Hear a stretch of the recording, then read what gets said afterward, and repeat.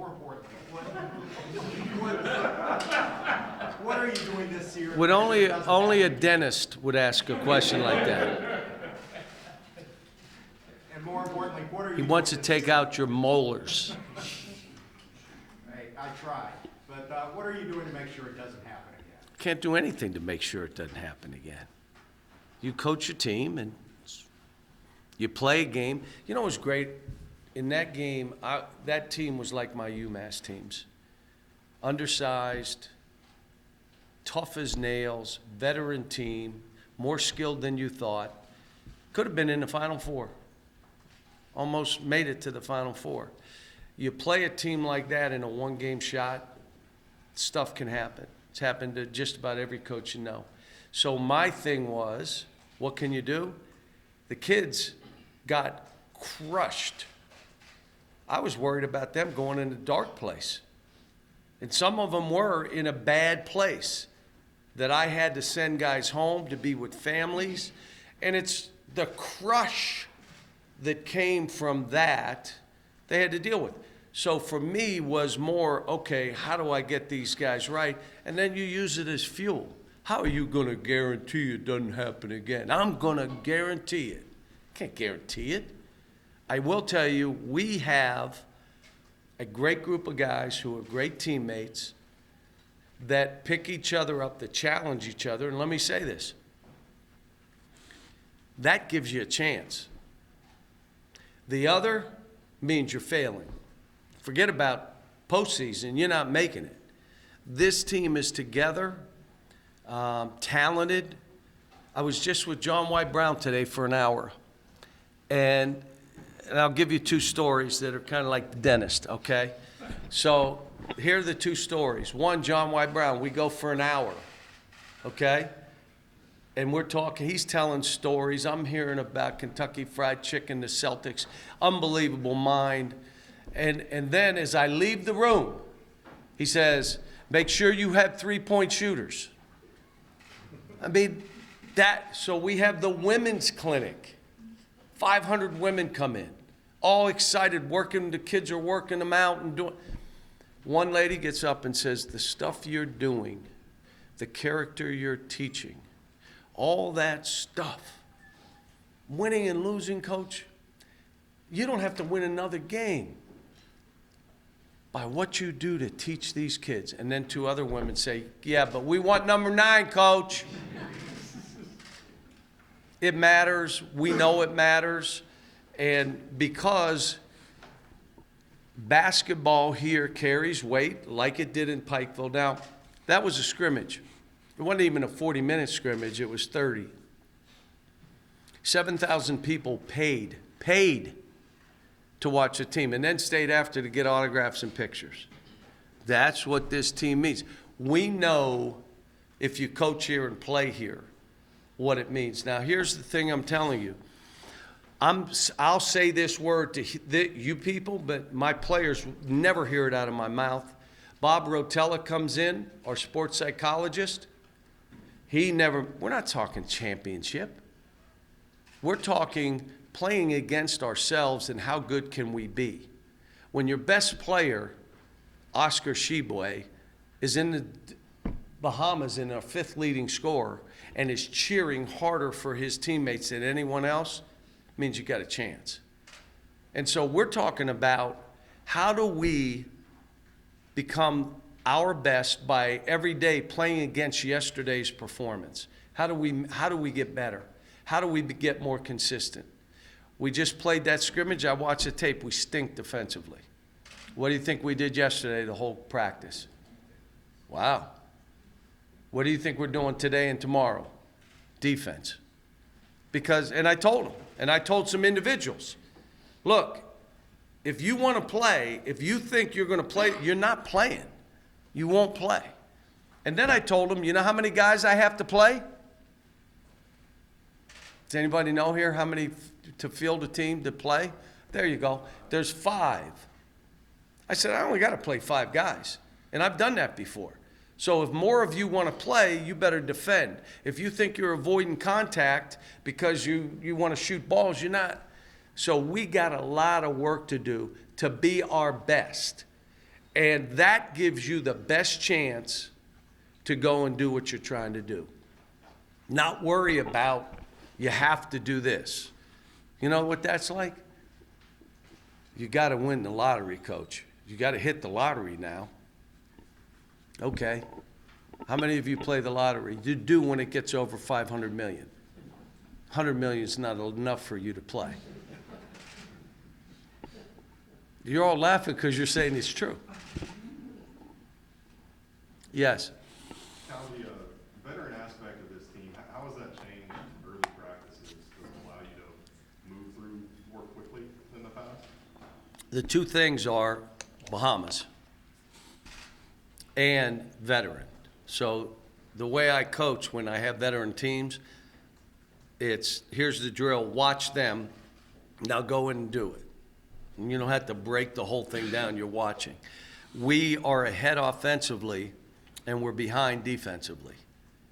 And you saw it in that game. I mean, we played together, low turnovers, we did it down the, we're ahead offensively.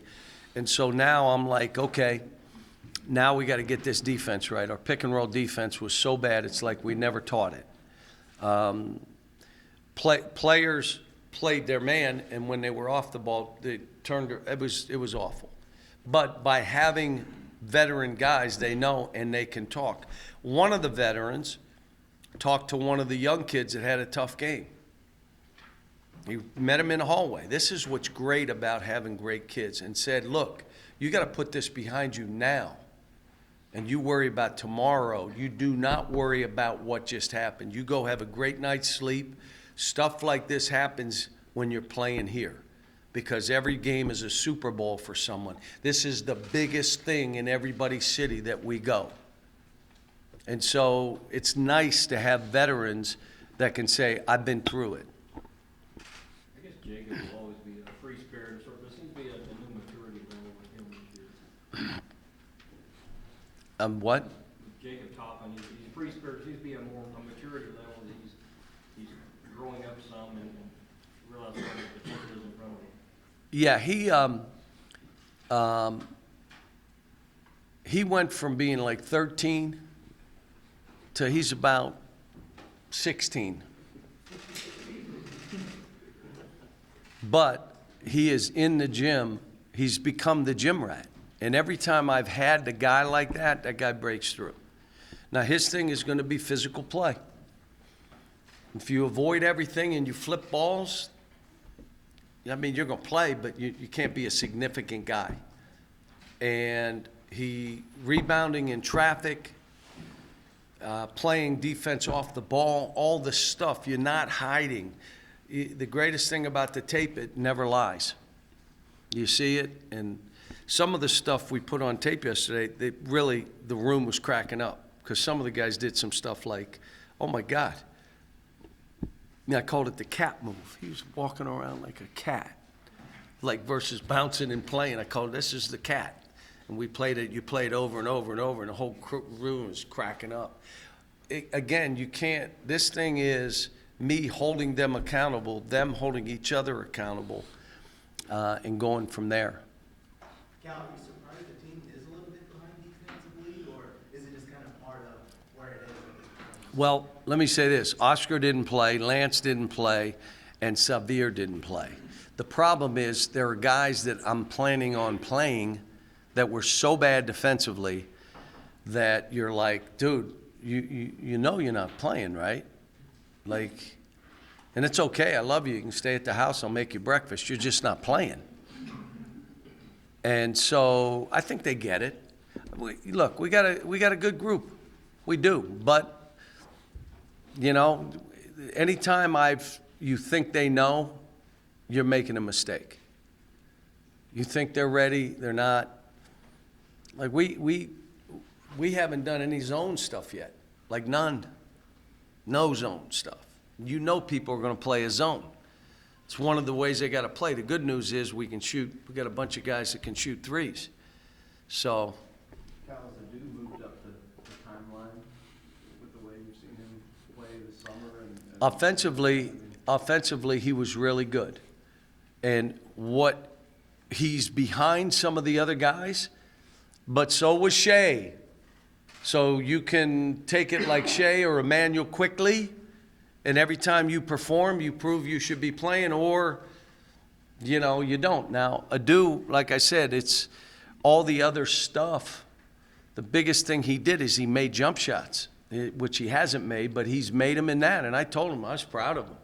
And he went in with an attitude that I'm going at dudes.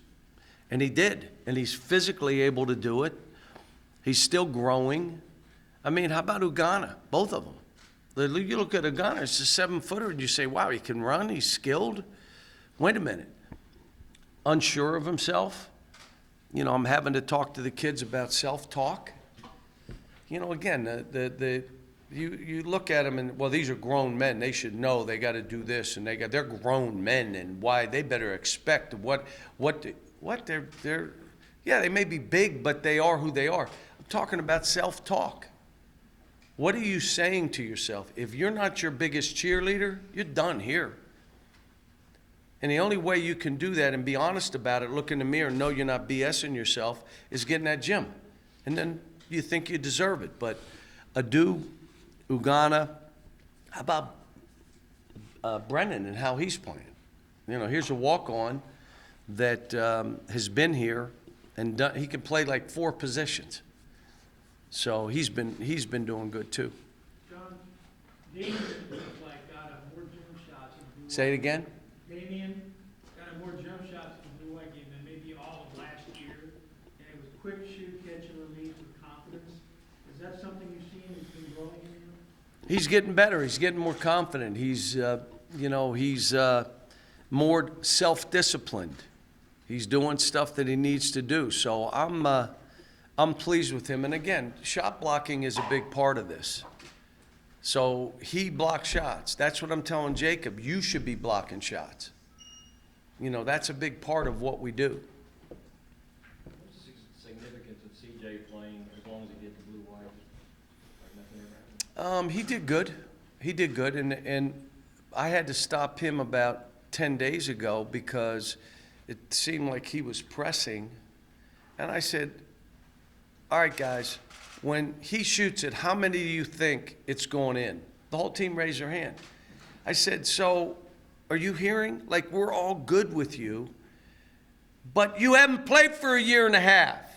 It's going to take time. I just talked to Jamal Murray. Jamal, don't expect this to happen overnight. You've been out a year. So now when you start playing, it may take a month. So what? And hopefully that lightened the load for him because he shot the ball in the scrimmage. And I'll tell you what else he does. He's an unbelievable teammate to lead, telling guys, pass the ball. Just pass it. We'll get it back to you. Move the ball. And he does it in a good way.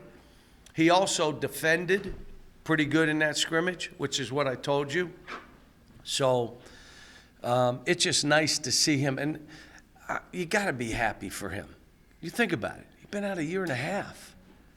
And it's been freak injuries, like in the layup line. Then he got hurt on a breakaway layup here, and we thought it was going to be a long, thank goodness it was like a 3-day thing. But when he hit the ground, we thought he was out for a while. And I'm like, this kid's bad luck. What? And it wasn't. So, but he's driven, he's wired, and he's another veteran.